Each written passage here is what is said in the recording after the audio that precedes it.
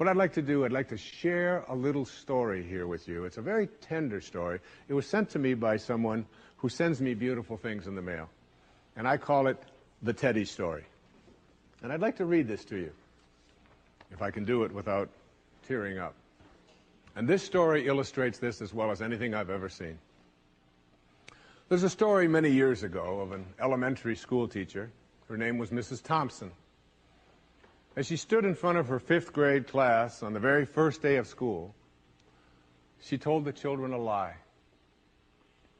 Like most teachers, she looked at her students and said that she loved them all the same. But that was impossible because there in the front row, slumped in his seat, was a little boy named Teddy Stoddard.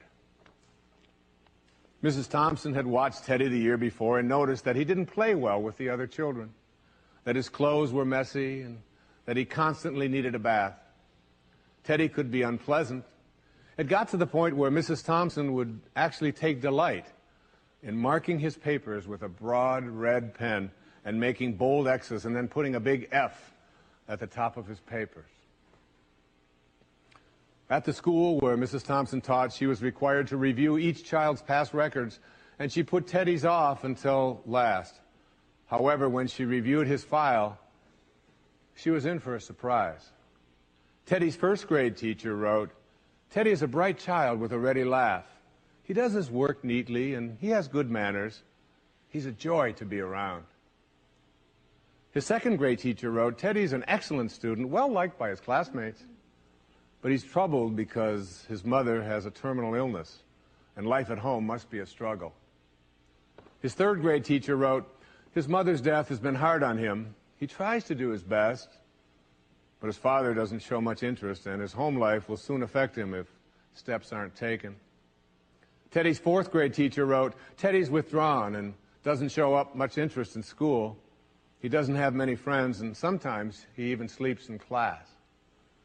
By now, Mrs. Thompson realized the problem, and she was ashamed of herself.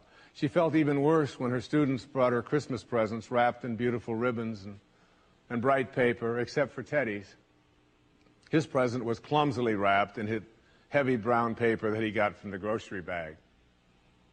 Mrs. Thompson took pains to open it in the middle of the other presents. Some of the children started to laugh when she found a rhinestone bracelet with some of the stones missing and a bottle that was 1/4 full of perfume. But she stifled her children's laughter when she exclaimed how pretty the bracelet was, putting it on and dabbing some of the perfume on her wrist. Teddy Stoddard stayed after school that day just long enough to say, "Mrs. Thompson, today you smell just like my mom used to."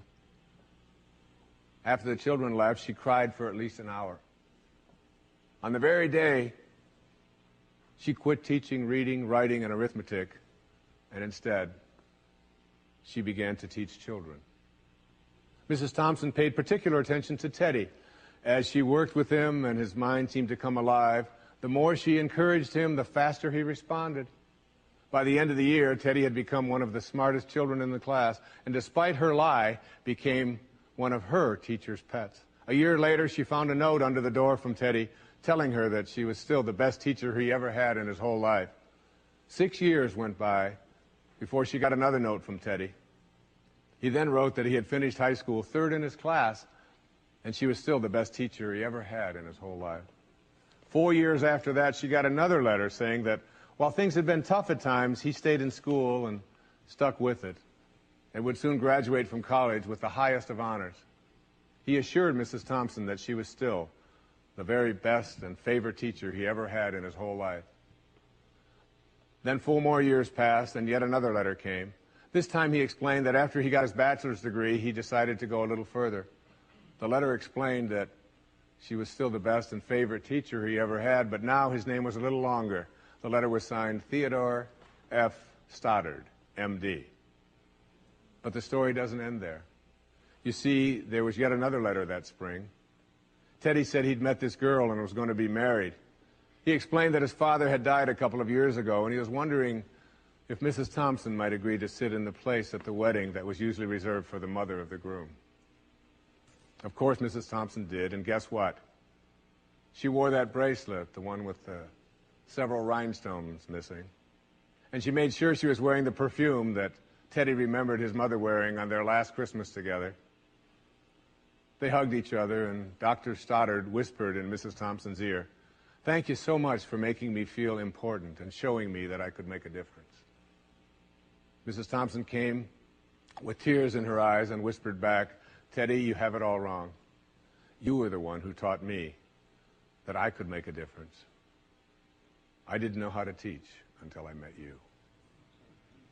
Isn't that a beautiful story? Yeah.